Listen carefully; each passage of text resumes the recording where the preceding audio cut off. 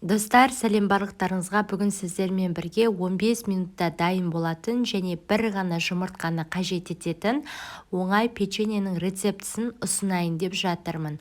Құрамына керек заттар бізде бір дана жұмыртқа, сұйық май, қант және де ұн және қопсытқыш қажет болады.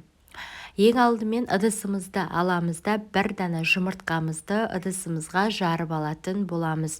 Оның үстінен қантымызды салып, қасықтың көмегімен жақсылап тұрып араластырып аламыз. Яғни қант және де жұмыртқа жақсылап араласуы қажет біздің қантымыз ерігенше.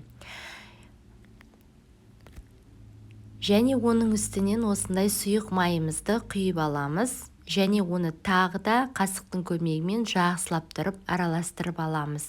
Елгезектен өткізілген ұнымызды алып салатын боламыз. Бұл жерде ұнның барлығын салу қажет емес. Осылай мен басында 3 ас қасықтай етіп ұнды салдым және оның үстінен қопсытқышты салып алған болатынмын. Егер де осылай ұнның үстінен қопсытқышты салып араластырып алатын болсаңыздар, сіздердің печеньелеріңіз жұп-жұмсақ болып шығады.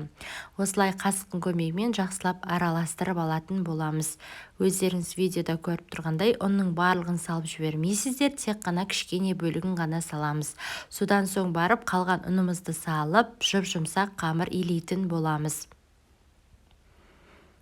Міне біздің қамырымыз дайын болды. Қамырымыздың жұмсақ болуы өте маңызды. Қатты болып қалмасын. Жұмсақ болса, печенье де жұмсақ шығады. Дайын болған қамырымыздан осылай дөңгелекше етіп, яғни құрт жасағандай етіп жасап алатын боламыз. Менде бір дана жұмыртқадан 14 дана печенье шыққан болатын. Дәл осылай жасай бересіздер. Егер де жаңағыдай печеньелердің көп болған қаласаңыздар, 2-3 дана жұмыртқадан, яғни құрамына керек заттарды 2 есе көбейтіп жасайсыздар. Менде осындай үйде қасық болды, осылай барлығын жасап шыққан болатын. Сіздер өздеріңіз вилка немесе басқа да құралмен жасауға болады, фантазияларыңызға байланысты.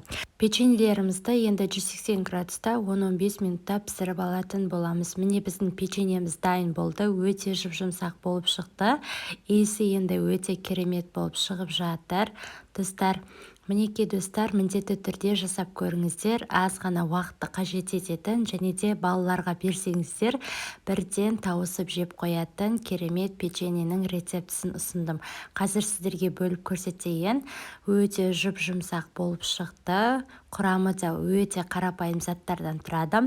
Достар, дәл осындай керемет рецептілер керек болса, біздің Ақ Дастархан YouTube каналына тіркелуді, лайк басуды, қоңыраушаны басуды ұмытпаңыздар.